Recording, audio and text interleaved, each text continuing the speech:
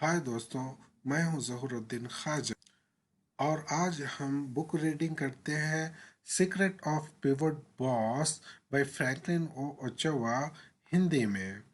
इस बुक में जो भी जानकारी बताई गई है उसे समझने की कोशिश करते हैं हिंदी में। इंट्रोडक्शन में चलते हैं।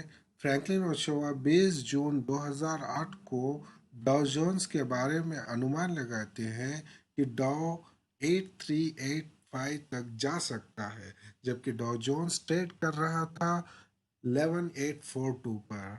फ्रैंकलिन ने इससे 6 महीने पहले एक अनुमान लगाया था, जबकि Dow Jones all time high पर चल रहा था 14198 का कि मार्केट में फॉल आएगा और डाउ 10,000 पर फिर आ जाएगा।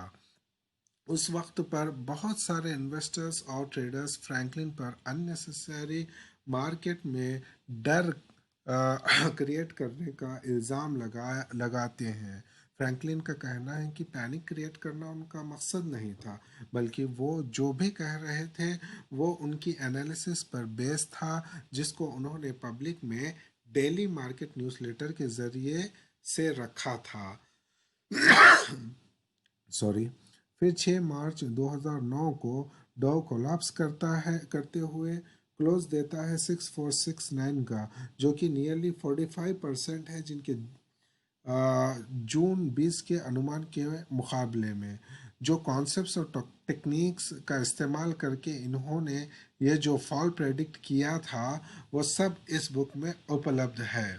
फ्रैंकलिन का मानना है कि हर प्राइस के लिए एक गुड प्राइस, बैड प्राइस और फेयर प्राइस होता है।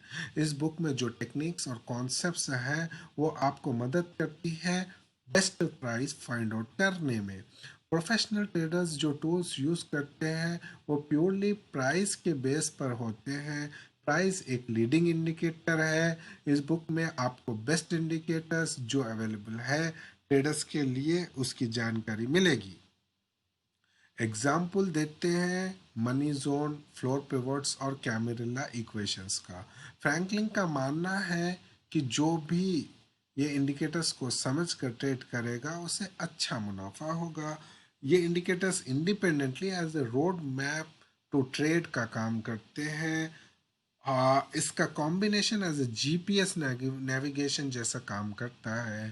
फ्रैंकलिन दावा करते हैं कि इन इंडिकेटर्स के अलावा भी ये डिफरेंट टेक्निक्स और कॉन्सेप्ट्स समझाएंगे इस बुक में, जिससे कि बाजार के बिहेवियर का अनुमान लगा सकते हैं। फ्रैंकलिन कहते हैं कि यह बुक कंप्लीट इंफॉर्मेशन प्रोवाइड करती है पिवट के रिलेटेड, चाहे वो ट्रेडिंग आइडियाज़ हो या कॉन्सेप्ट्स। चैप्टर 1 में चलते हैं, बाजार को समझिए। फ्रैंकलिन ओचोवा शुरू करते हैं चैप्टर 1 को जेसे लिवरमोर के कोट से। Nowhere does history indulge in repetitions so often or so uniformly as in Wall Street. Wall Street एक ऐसी जगह है जहाँ पर हिस्ट्री बार बार रिपीट होती है और यूनिफॉर्मली रिपीट होती है। वो अपने एक दिन की एनालिसिस के बारे में चर्चा करते हैं कि उन्होंने जो एनालिसिस किया था उसके प्रकार अगले दिन बाजार को एक ब्रेकआउट मिलेगा और अच्छी रैली मिलेगी। अगले दिन ऐसा ही होता है और उन्हें अच्छा मुनाफा मिलता है। जिन टेक्निक्स, कॉन्सेप्ट्स और इंडिकेटर्स को लेकर ये जो एनालिसिस इन्होंने किया था, ये जो प्रिडिक्शन इन्होंने किया था, उन सारे चीज़ों को इस बुक में इन्होंने बताया है। इन्हें जो ट्रेड मिला था वो कुछ इस प्रकार का था। साइडवेज थी मार्केट एक दिन पहले, अगले दिन मार्केट गैप अप खुलती है और एक साथ वर्टिकली अपसाइड में मूव होती है और अच्छा मुनाफा देती है। जो भी ट्रेडर बनना चाहता है और बाज़ार में मुनाफा कमाना चाहता है उसे बाज़ार की सही समझ होना ज़रूरी है। जो भी नए ट्रेडर होते हैं उन्हें बाज़ार के रोल के बारे में नहीं पता होता है और ना ही बाज़ार के बायर और सेलर के रोल के बारे में पता होता है। वो कोई एक सेटअप या इंडिकेटर के बारे में जानकारी हासिल करता है और बगैर बाज़ार को समझे ट्रेड करने की कोशिश करता है और उसे बाज़ार में नुकसान होता है।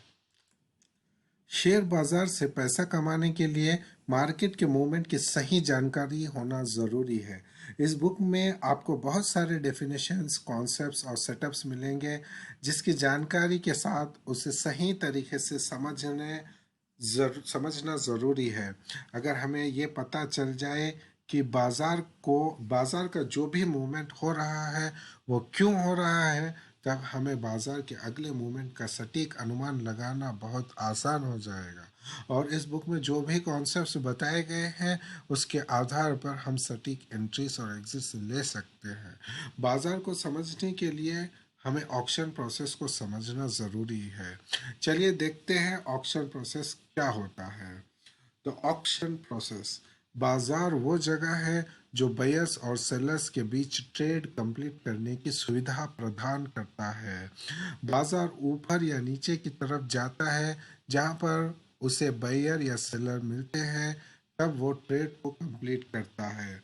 अगर बाजार बहुत नीचे खुलता है तो वो सेलर्स की तलाश में ऊपर जाता है। अगर बाजार ऊपर खुलता है तो बायर्स की तलाश में नीचे जाता है। ये एक एग्जाम्पल लेते हैं मशहूर पेंटिंग आर्टिस्ट पाब्लो पिकासो की पेंटिंग का। अगर इसका ऑक्शन $10 पर शुरू किया जाएगा तो बहुत सारे लोग पार्टिसिपेट करेंगे और और प्राइस ऊपर जाएगा, और अंत में कोई इस पेंटिंग को मिलियंस ऑफ डॉलर्स में खरीदेगा। इसके बिल्कुल विपरीत, अगर किसी छोटी लड़की की पेंटिंग को ऑक्शन में रखा जाएगा और ऑक्शन $1 मिलियन से शुरू करेंगे तो शायद वो पेंटिंग $10 में बिकेगी, वो भी उसकी दादी लेगी, लड़की के खुशी के लिए।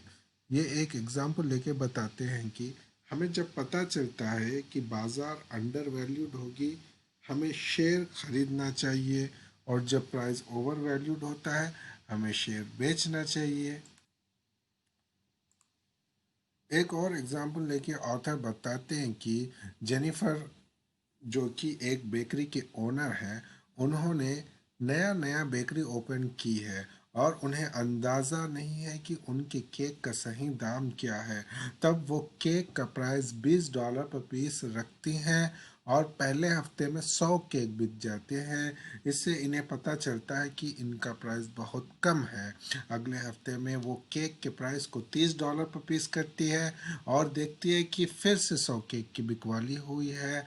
अगले हफ्ते में वो केक के प्राइस को $35 पर पीस करती है। अब की बार सिर्फ 75 केक्स की बिकवाली होती है। तब जेनिफर को उनके केक की करेक्ट प्राइस $30 होने का पता चलता है और वो केक के प्राइस को $30 करती है।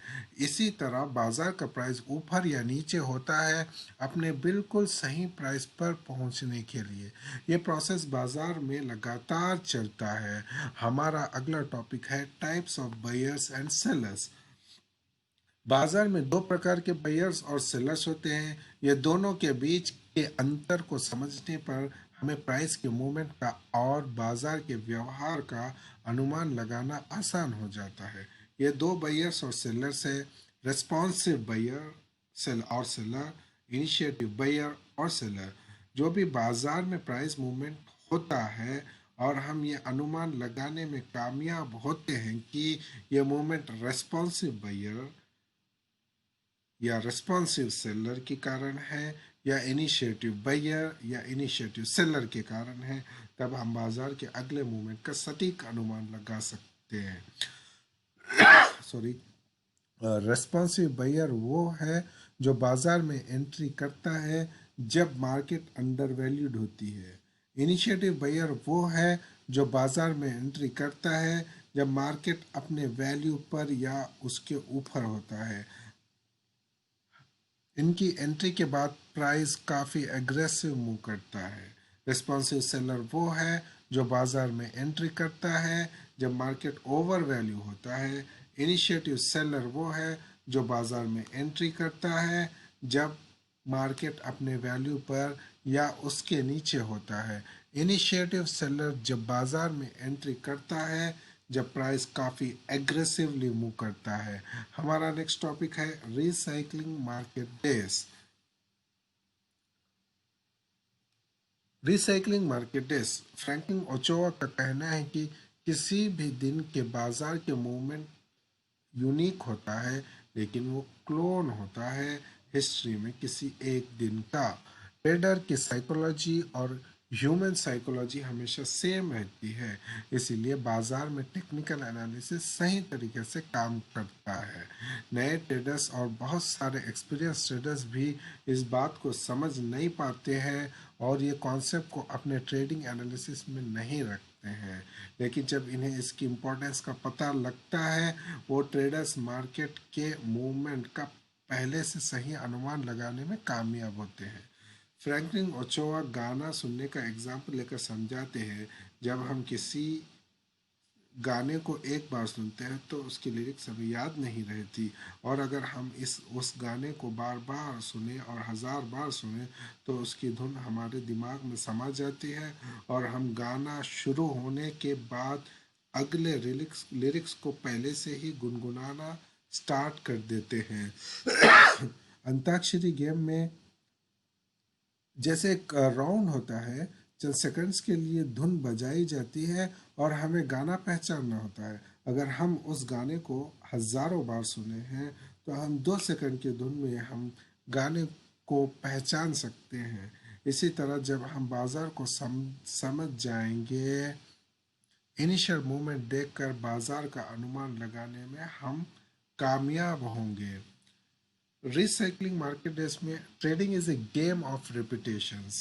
Traders that can consistently trade the best reputations are those that have mastered the markets. ये कहते हैं कि मार्केट में कामयाब रहने के लिए बाजार के दिन के मूवमेंट और पैटर्न का अनुमान लगाना ज़रूरी होता है। ट्रेडिंग हमेशा से एक पैटर्न रिकग्निशन का गेम है और हमें इसे रिकग्नाइज करना आना चाहिए।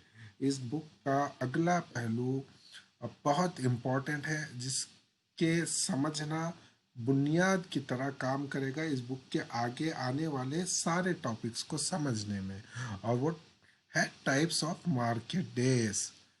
ठीक है, अभी अ, ये वीडियो अभी यहीं पर रोकते हैं। अगले वीडियो में हम देखेंगे टाइप्स ऑफ मार्केट डेज। मेरा ये वीडियो कैसा था बताना मत भूलिए, और मेरे चैनल को सब्सक्राइब कीजिए, बेल आइकॉन को प्रेस कीजिए, ताकि आप मेरे नए वीडियो को मिस ना करें। तब तक के लिए बाय बाय।